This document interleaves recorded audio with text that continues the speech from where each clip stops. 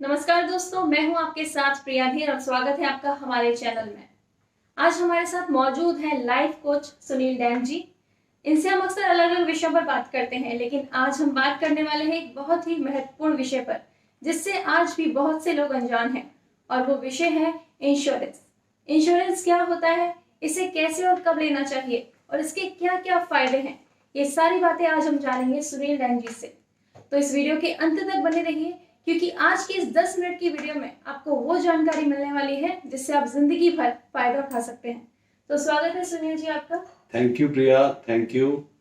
सुनील जी, मेरा आपसे सबसे पहला प्रश्न ये है कि जैसे मैं अपने आप का ही एग्जांपल लेती हूँ।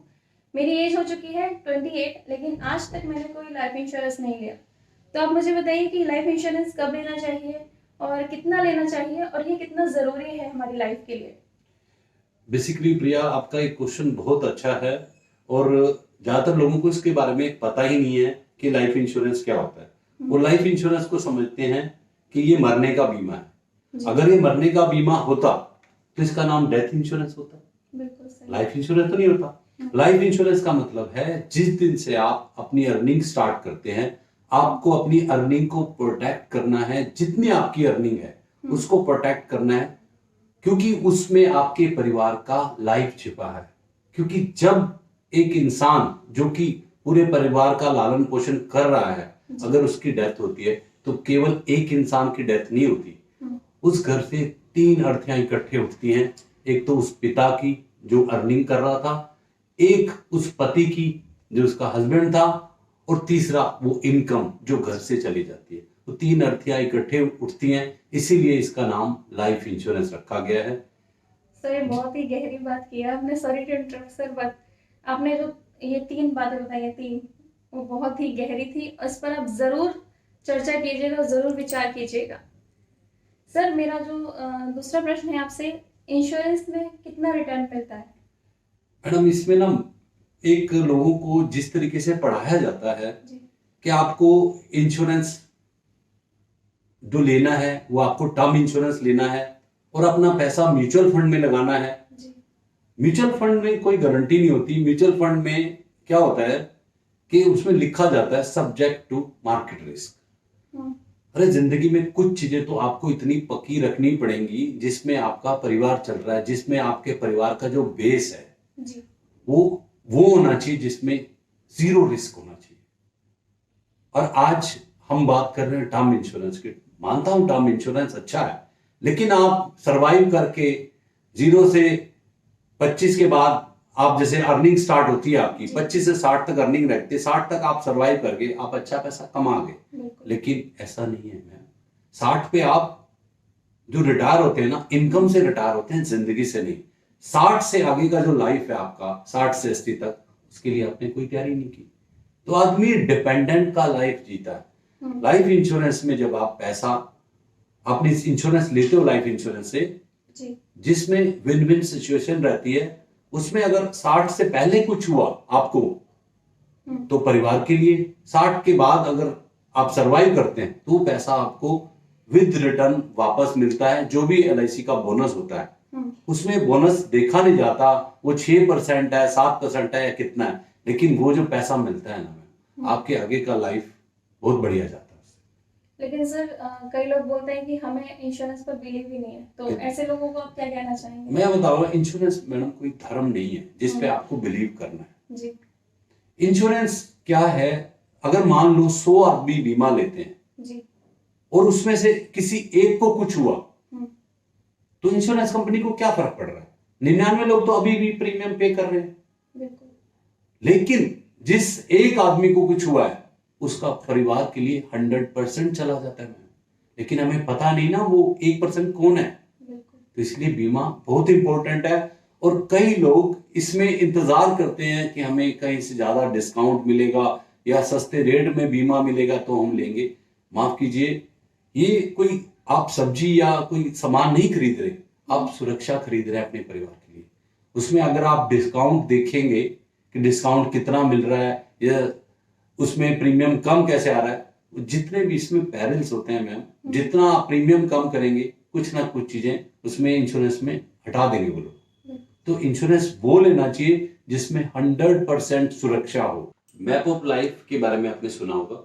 सर सॉरी टू इंटरप्ट, मैंने मैप ऑफ लाइफ के बारे में कभी नहीं सुना। आप मुझे एक बार बताइए मैप ऑफ लाइफ होता क्या है?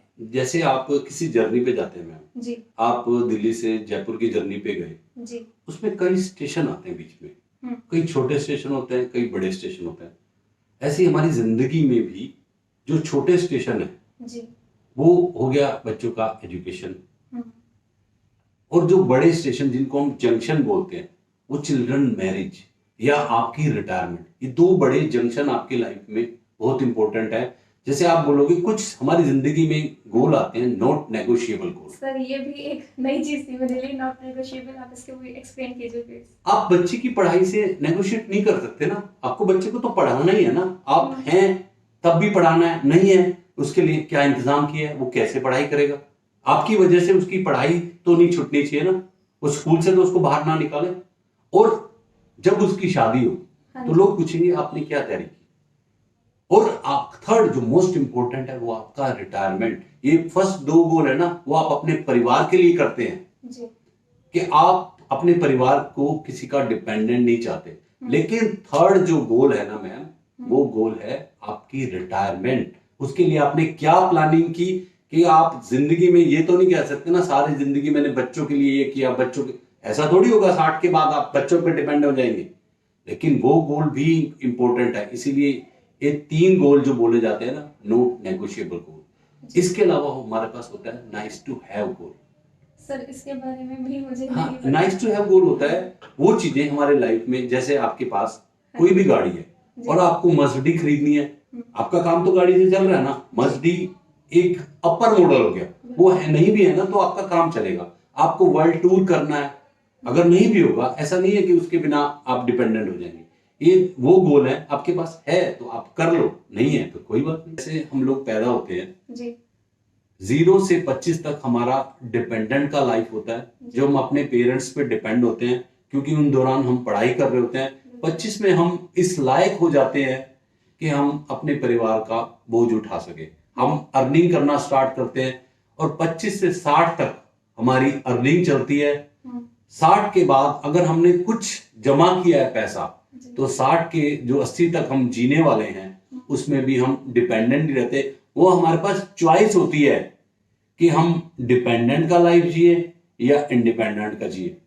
क्योंकि जो लोग अपने तैयारी 25 से नहीं करते उनको 60 में जाके डिपेंडेंट का लाइफ लीड करना पड़ता है या जिंदगी भर काम करना पड़ता है। अगर आप चाहते हैं वाकई रिटायर होना तो अपनी तैयारी शुरू से आपको करनी चाहिए। आपको एक और किस्सा बताता हूं कि हमारी जिंदगी में 3 तरह के स्पैन होते हैं जी। 3 तरह के स्पैन हैं जहां पे आप स्पैन से अंडरस्टैंड कर रही है ना। स्पैन मतलब एक हमारे जो लाइफ में, आप 3 लाइनों से आपको समझाता हूं, आप देखिए। पहली लाइन है 25 से लेके 60 तक, इस स्पैन को हम बोलेंगे अर्निंग स्पैन, जिसमें हम अपनी अर्निंग करते हैं, कमाते हैं। दूसरा स्पैन होता है हमारा पैदा होने से लेके मरने तक का, उसको हम बोलते हैं लाइफ स्पैन। सपोज हम 0 में पैदा हुए और 80 तक जिए, ये हमारा हुआ लाइफ स्पैन। और तीसरा स्पैन हमारा है स्पेंडिंग स्पैन, जो कि हमारे पैदा होने से पहले स्टार्ट होता है और मरने के बाद तक चलता है। अगर मैडम ये तीनों लाइनें बराबर होती तो हमें पैसा सेव करने की जरूरत ही नहीं। बिल्कुल सही बात कही सर आपने। जी, बिल्कुल सही बात है। क्योंकि ये स्पैन हमारा अर्निंग स्पैन जो है ना मात्र 35 साल का है। बिल्कुल। जो हमारा लाइफ स्पैन है वो 80 साल का है और हमारा स्पेंडिंग स्पैन 80 से भी ज्यादा है। हमारे पैदा होने से पहले हमारे खर्चे शुरू हो जाते हैं। अब वैक्सीनेशन देखो या और चीजें देखो जो माँ के पेट से ही स्टार्ट हो जाती है। और मरने के बाद हमारे कई चीजें ऐसी होती हैं जो हमारे बच्चों को करनी पड़ती हैं, पंडित के लिए, और बरसी है, कई चीजें ऐसी हैं। तो आपको इन चीजों का ध्यान रखना है, उसी छोटे स्पैन में ही आपको सारी तैयारियां करनी है। और आप देखेंगे हर आदमी आज भाग रहा है सेकंड इनकम के लिए, क्योंकि जिस तरीके से हम लोग काम कर रहे हैं ना, 24 घंटे में से 16 घंटे हम लोग काम करते हैं। तो सर सेकंड इनकम के लिए मतलब हमें कहाँ इन्वेस्ट करना चाहिए? प्रॉपर्टी में या गोल्ड में, या फिर और कौन सा है जहाँ पर हम इन्वेस्ट कर सकते हैं? माफ कीजिएगा। हाँ मैडम, सेकंड इनकम हमारी सेकंड इनिंग होती है लाइफ की। हम पूरी जद्दोजहद में सारी जिंदगी निकालते हैं, सारा कुछ भाग रहे हैं और एक सुकून के लिए कि जिस दिन हम रिटायर होंगे एक सुकून तो हमारे हाथ में है। इसमें हमारे पास 4 तरह की इनकम होती है। फर्स्ट इनकम है एक्टिव इनकम, जो जब तक आप एक्टिव रहते हैं आप अर्न करते रहते हैं। आपने काम करना बंद किया उस दिन वो इनकम बंद हो जाती है। सेकंड इनकम होती है एक्टिव कम पैसिव इनकम, जिसमें क्या होता है हम प्रॉपर्टी में पैसा लगाते हैं, उस प्रॉपर्टी को रेंट पे देते हैं, टाइम टाइम पे उस प्रॉपर्टी का मेंटेनेंस करते हैं, ध्यान रखते हैं ये किराएदार खाली करेगा, उसका हम प्रॉपर्टी के रेंट डीड बनाते हैं, बहुत चीजें होती हैं। उसमें क्या होता है हमारा टाइम भी जाता है और हमारे पास एक प्रॉपर्टी भी होनी चाहिए, तो वो एक्टिव भी हैं आप और आपकी पैसिव इनकम भी है। लेकिन इसको सेफ नहीं बोलेंगे, किराएदार नहीं है तो आपकी इनकम बंद हो जाएगी उसी दिन।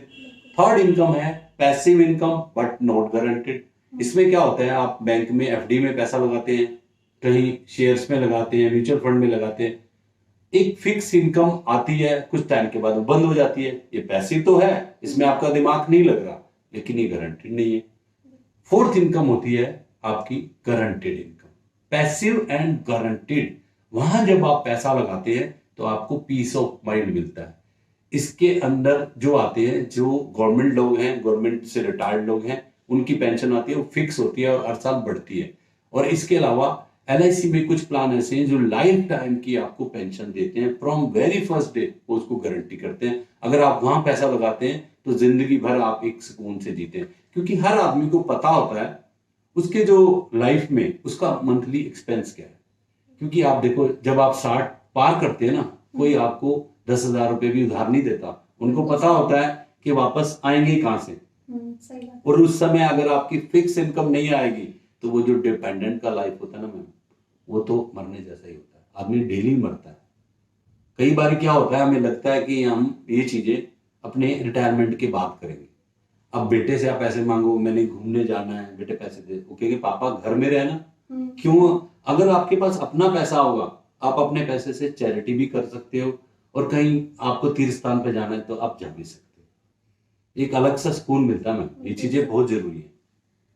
तो आज हमने सुनील जी से जानी बहुत ही इंपॉर्टेंट चीजें इंश्योरेंस के बारे में। मुझे उम्मीद है कि इस वीडियो को देखने के बाद आप जरूर